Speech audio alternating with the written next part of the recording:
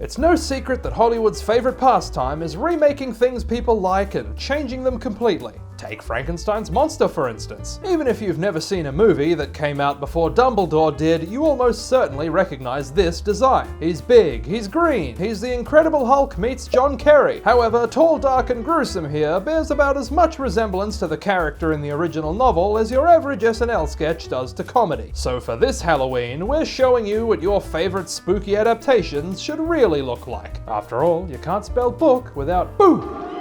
Coming to you from beautiful downtown Fortitude Valley, it's the Scary Ghoul Show. Good evening, ladies and gentlemen, and welcome to the program. A while ago, I was recommended a video on this same topic by the channel Drawfee Show. It sounded like a fun idea, but I couldn't just steal their material. A doughy Jew I may well be, but that's as close to Amy Schumer as I intend to get. But then Jazza, God bless him, did the same thing. And if two decent-sized channels have already done it, that's not plagiarism, that's a trend. Besides, I didn't actually watch either video, I just saw the thumbnails on my front page, so you can't accuse me of lifting anything beyond the premise. That's what you call plausible deniability, kids. Besides, Drawfee already does all of my concepts to infinitely greater success. Even when I had the idea first, people think I copied them anyway. Let's get down to it. For starters, instead of sporting the healthy, verdant complexion of an oversized broccoli, the book describes Frankenstein's monster as being a ghoulish shade of yellow. He's more like the Jolly Gangrene Giant. His eyes are also supposed to share in this jaundiced color palette. According to Mrs. Shelley, they're dull as dishwater and watery as, well, dishwater. Then to cap off the zombie-adjacent aesthetic, his thin lips are a charmingly necrotic shade of black. In contrast to all of these cadaverific hijinks, the underlying proportions of his face are intended by Dr. Frankenstein to be those of a handsome man. I guess I'll just have to look in a mirror for inspiration. His teeth are pearly white, but his skin is wrinkled and translucent, giving us a 90s video game console-style glimpse at the goings-on underneath. The monster's hair, meanwhile, is supposed to be a flowing, glossy black. In other words, altogether he wins the brand deals with Pantene and Colgate, but don't hold your breath on Olay.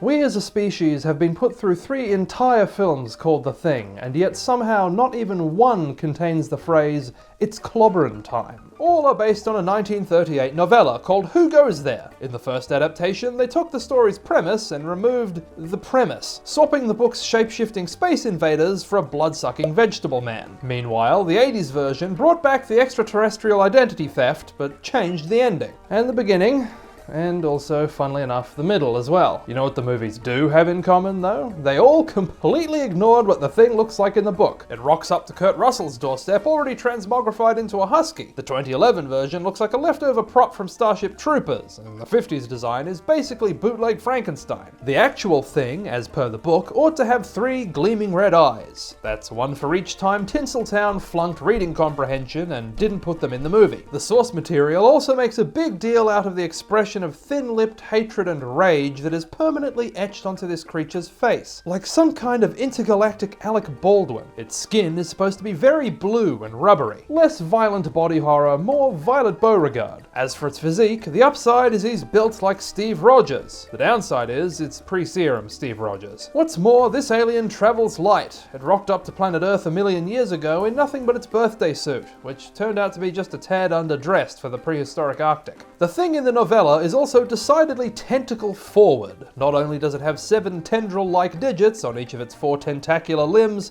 but this guy's an intergalactic manscaping disaster. A mane of smaller worm-like tentacles enwreath its face, with plenty more where that came from at the base of its neck, so unless Dollar Shave Club makes garden weasels, I think he's gonna stay that way.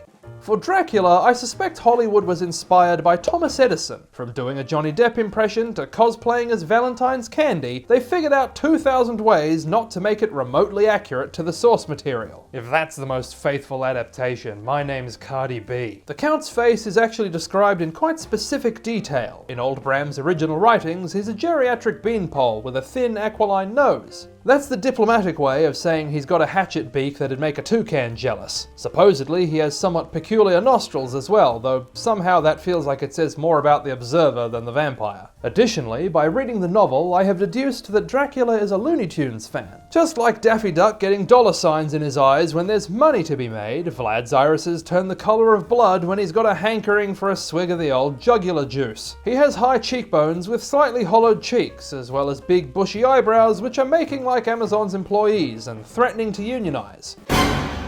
Travelling skyward from there, our blood-sucking friend has what the youth would call a 5-head, which means, as anyone as hip with the kids as I am would know, that he has 5 heads worth of forehead. Dracula comes from the days when braces were just things that held up your pants, so his teeth are unabashedly obtrusive. Evidently not being much for subtlety, his oversized canines in particular stick out over his lower lip. Speaking of, said lips are meant to look like he's been making out with a freshly coated fire truck, especially as compared to the Redditor-esque pallor of his skin. The man's also supposed to have some serious mustache going on and a lively shade of white, but the rest of his broad, beefy jaw is completely clean-shaven. In continuance of old Drac making absolutely no attempt to hide his vampirism, he also looks somewhat like he fell ear-first into a pencil sharpener. Hard by these, his ivory dew may well be experiencing some shrinkflation at the edges, but otherwise it's as full as a sumo's sweatpants. Speaking of his follicular stylings, Dracula's cut is taken entirely for granted by the author and not described at all, so I looked up Eastern European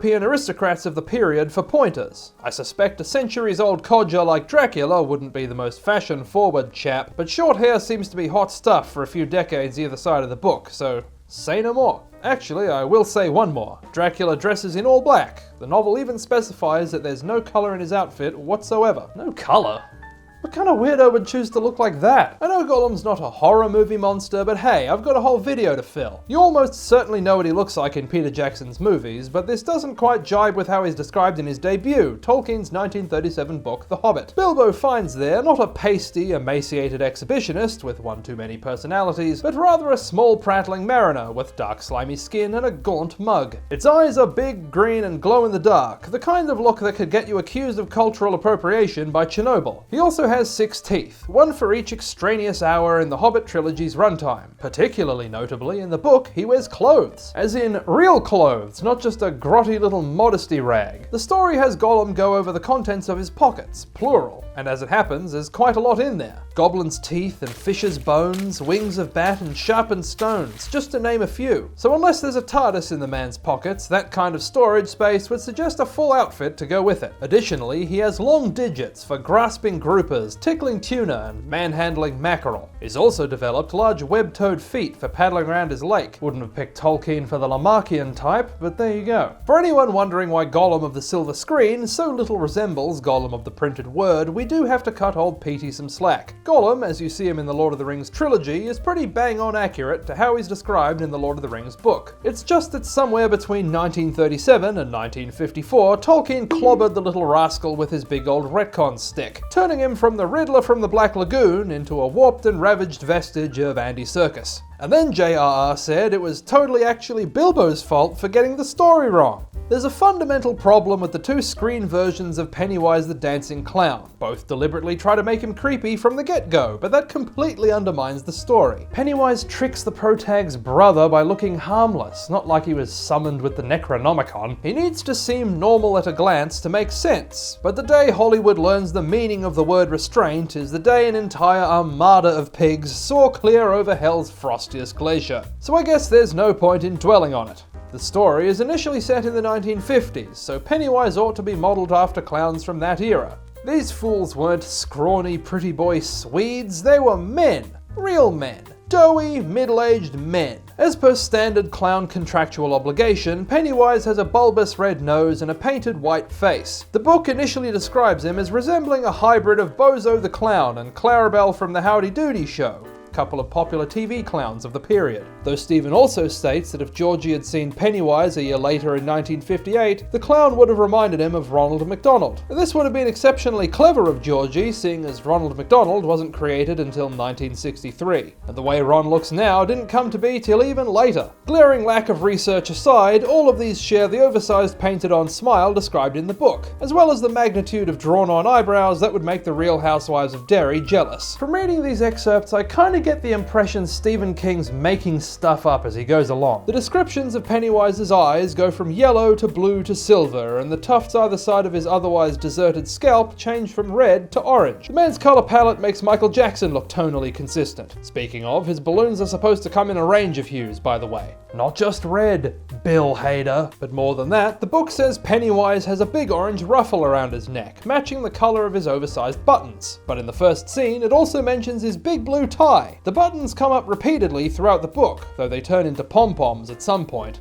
But the tie is never mentioned again. So what, you might ask? Well, I'll tell you. Sloppy Stephen has dropped a king-sized fashion disaster in our lap. If the clown's wearing a necktie over or under the ruffle, that's going to look terrible. And how exactly can Georgie see the buttons if they're behind a tie? Fortunately, Stephen, one of us has put some thought into this. If we split the ruff like a collar and put the button-turned pom-poms down the tie, we can have our cream pie and eat it too. Despite being the result of Steve zoning out mid-novel, this strange combination of elements has actually resulted in a pretty unique design. He also likens Pennywise's gloves to those of Donald Duck, a character that doesn't wear gloves. You know, Stephen spent half a decade writing this. I hope the editor enjoyed the 5-year nap. Finally, the clown's costume is a shiny silvery silk, not a dusty beige that looks like it's been in an attic since Mark Twain was in diapers, or something repurposed from your local thrift shop's chintziest patchwork quilt. And those are all the movie monsters I've got this time. I hope you will have, are having, or have already had a happy Halloween. Unless your name is Stephen King, in which case, learn to write.